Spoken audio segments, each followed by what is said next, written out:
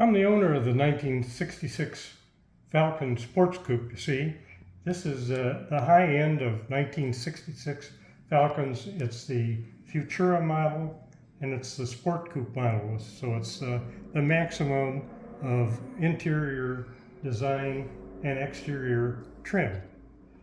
I found this 5 years ago with it's a good straight body car with no sign of crushing in any of the corners and no collision in the back. So let's take a look. The heart of this car is the engine room up front, but you can see that the interior trim is nice looking level. See the 5-speed manual, Tremec manual levers in there. The gauges are also new.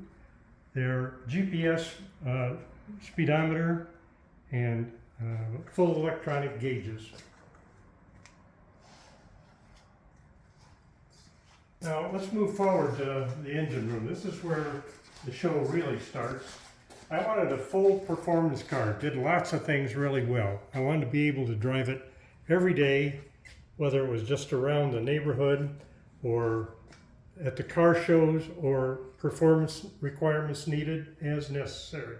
I drive in the mountains a lot, so I needed a sturdy chassis. So the heart of this thing is the 347 Ford Racing. This is the real McCoy 347 Ford Racing crate motor. It has the Boss 4-bolt main block. This is not only 4-bolt mains, it's a sturdier block with thicker webs in the walls. It's a hydraulic roller camshaft with 580 lift in the intake, 602 in the exhaust.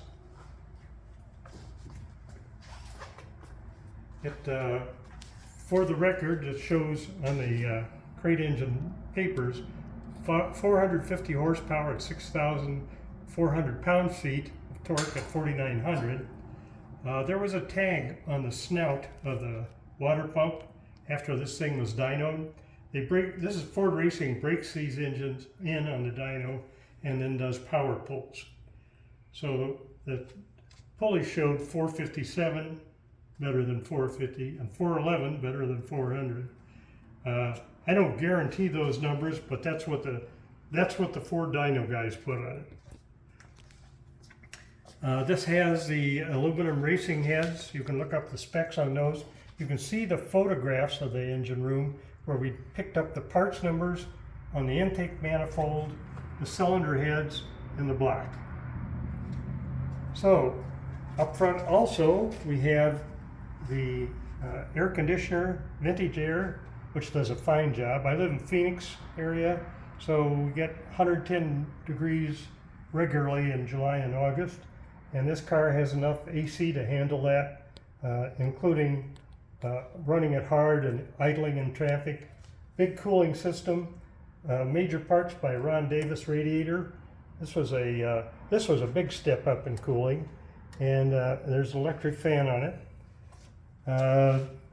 The air conditioner tubes run through a bulkhead here, so that no air conditioner tubes showing around the engine room. Let me walk around here. Maximum Motorsports front end brace. This is tower to tower brace and extra back to the firewall by Maximum Motorsports. This was actually designed for a Mustang, and the builder of the car, guy who put the engine and transmission in for me and did the electrical work, he had to modify both the mountings to the housings and the mounting to the cowl and change angles on a few things, but he did a beautiful job of maintaining the shape and very good strong wells. Down below there you can see the Canton oil pan on this. That's an add above and beyond the racing motor that we got. This is a add-on for a couple more quarts of oil and a good anti-slosh capability in the pan.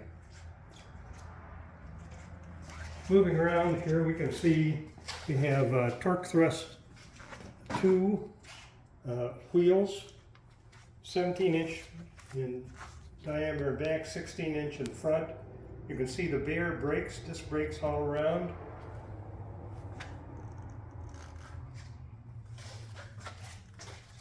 Futura trim. Get another look at the interior. Got floor mats in this picture, but you saw what the carpets are in outstanding condition. Let's follow the engine back to the ram clutch. It's a 10.5-inch ram clutch with hydraulic operator. It's a high performance clutch. It's a little heavy on the foot, but it has to maintain a lot of power through the drive line. The back from the clutch and the transmission, it's Tremec 5-speed. We'll show the pictures of in the book on it. We'll show the pictures of how it was picked out. Back from that, we have the Arizona drive shaft, high performance drive shaft, and you'll also see the label on it that's real. That's what it's all about. In addition, coming on back from the drive shaft, we have a Ford heavy-duty 9-inch rear axle assembly.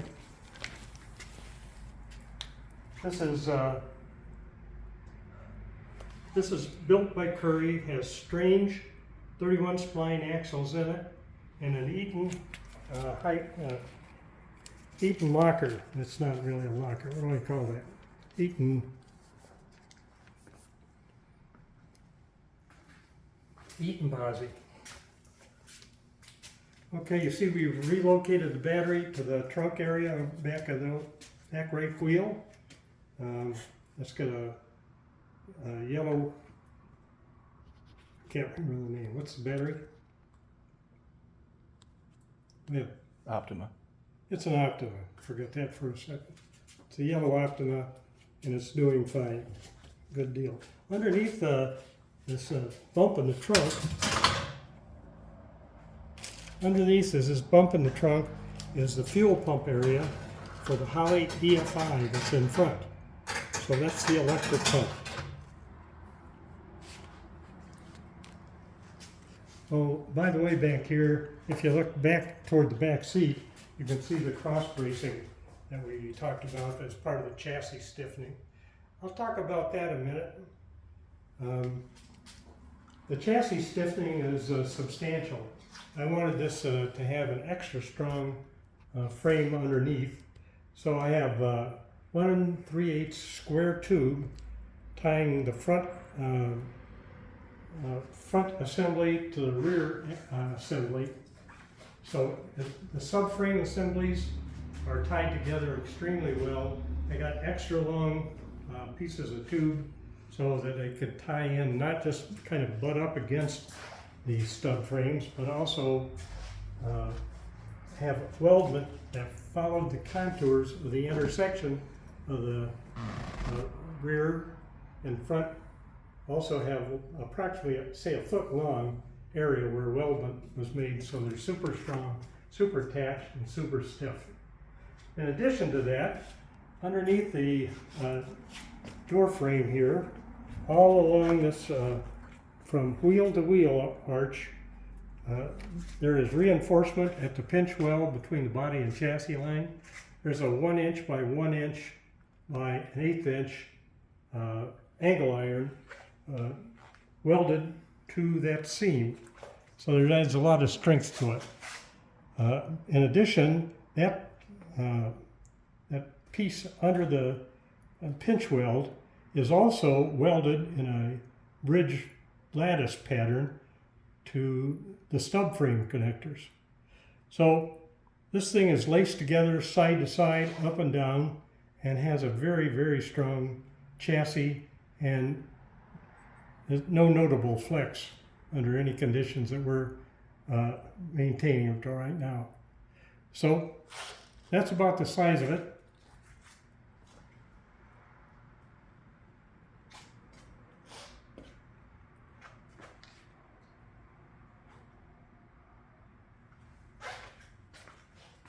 Okay, I got the message here. We're doing 5 cosmetic folds. up here on the roof, I got this on the car. I saw it, I know it. I started to have it taken out, but I didn't.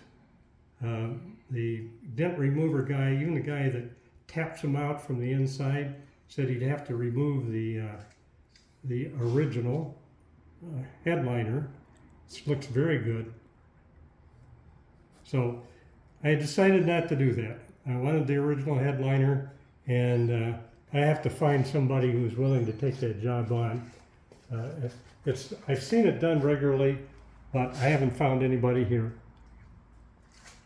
Let's see, we have some more. This is fault time I'm talking about. Down here at the bottom of the driver's door, there's a small area, right in this area, of a paint fault. It's a little hard to see, but there is a paint fault down there. That's like a 2-inch paint fault. It's a cracked paint. Also, as we go around the car, we have, on each side, we have minor rust bubbling here and on the other side. Once again, the car paint's too good, and one car looks too good for me to fix those right now. The next time the car needs a paint job, that will certainly be things to do. Now, right down here, we have similar, as on the driver's side, similar minor paint faults.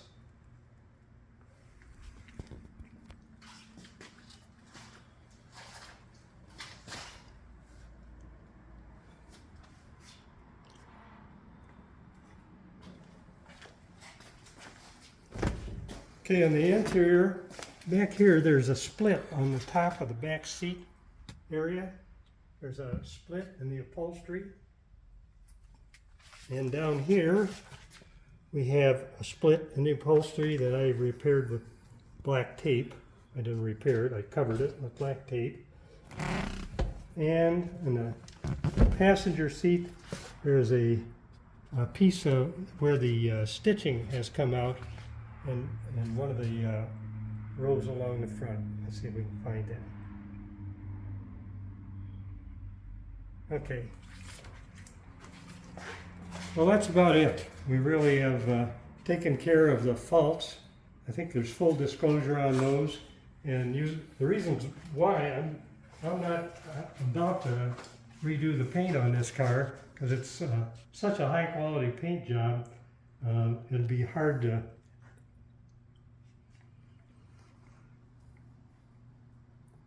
Well, that's about it. We've really covered the car pretty well. There's a lot of details I could add, like, for instance, it has an all-new fuel tank, new wiring harness for the whole car, extra wiring for the headlights, relays on the headlights, so they're extra bright.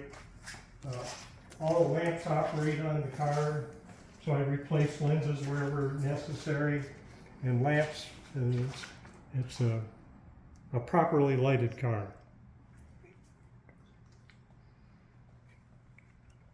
Okay, let's wrap it up right there, and we'll answer any other questions you have online.